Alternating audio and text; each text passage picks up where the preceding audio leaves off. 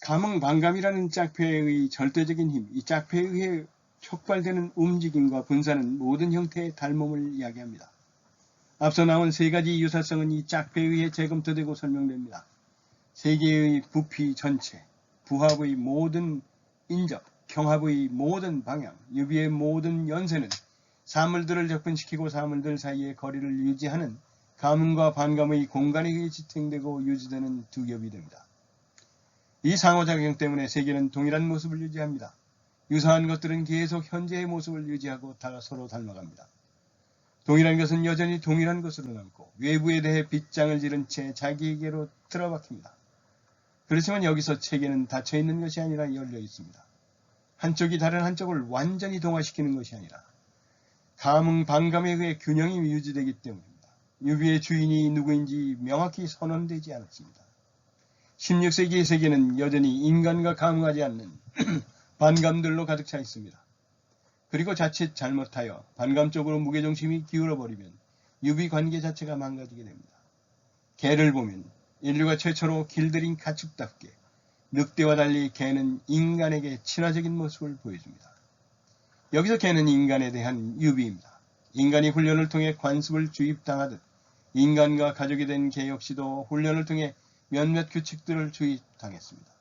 즉 개는 몇몇 늑대종이 의인화된 공정의 산물입니다. 그러나 개는 인간이 아닙니다. 왕자의 게임 오브 드론에서 배고픈 사냥개가 주인인 램지 스노우를 문어 뜯어서 죽이듯 닮음이 끊어져 버리는 지점들이 분명 존재합니다. 그리고 전근대엔 이렇게 닮음이 끊어진 지점에서 사유를 멈추곤 했습니다. 왜냐하면 이 시절엔 지금까지 말한 콘베니엔티아, 아이물라티오, 유비, 감흥으로서의 세계에 대한 알을 구생해냈기 때문입니다. 그래서 공동체의 관습 내에서는 도저히 이해되지 않았던 끔찍한 연쇄 살인에 대한 늑대인간이라는 딱지를 붙였던 것입니다. 오늘날 범죄학에서의 심리분석이나 체계적인 분류와 달리 그렇게 치부된 지점에서 알은 중단되어 버립니다.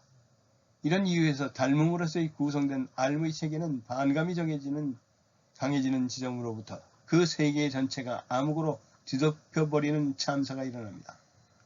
따라서 16세기적 에피스테메는 체계 내에서 열린 부분들을 완전히 닫아버리기 위한 보충물이 필요합니다.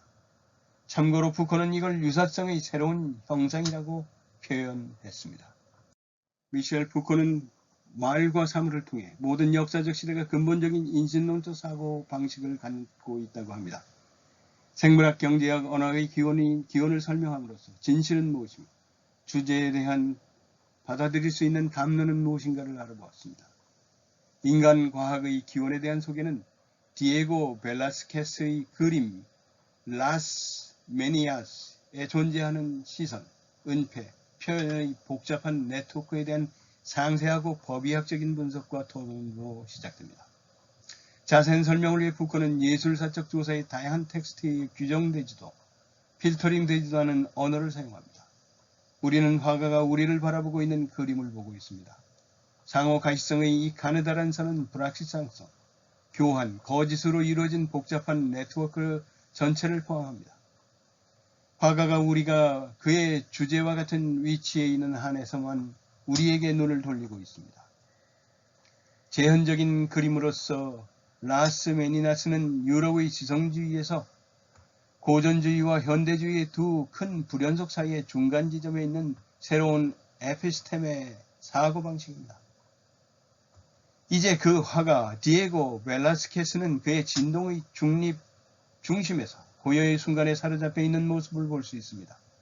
그의 어두운 몸통과 밝은 얼굴은 보이는 것과 보이지 않는 것의 중간에 있습니다. 그는 우리가 볼 수 있는 캔버스에서 나타나 우리의 시선 속에 움직입니다. 그러나 잠시 후에 그가 우리 시선에서 벗어나 오른쪽으로 한 걸음 물러나면 그는 자신이 그리고 있는 캔버스 바로 앞에 서게 될 것입니다. 그는 잠시 무시되었던 그의 그림이 그림자나 과묵함이 없이 다시 한번 눈에 보이는 영역으로 들어갈 것입니다. 마치 화가는 자신이 표현된 그림에서 동시에 자신이 무엇인가를 표현하고 있는 그림도 볼 수 없는 것처럼 보입니다. 사물의 질서는 푸코가 법의학 분석을 수행한 이유에 대한 설명으로 마무리됩니다. 18세기 말 이전에는 인간이 존재하지 않았습니다. 생명의 심, 노동의 생산성, 언어의 역사적 밀도도 존재하지 않았습니다. 말과 사물에 제시된 인신론적 실천에 대한 비판은 문화사 연구 방법론을 확장하고 심화시켰습니다. 사고방식에 대한 인식의 문화적 변화에 대한 푸코의 제시와 설명은 과학 역사가 테오도로 포터가 지식 생산의 동시대 기반을 조사하도록 자극했습니다.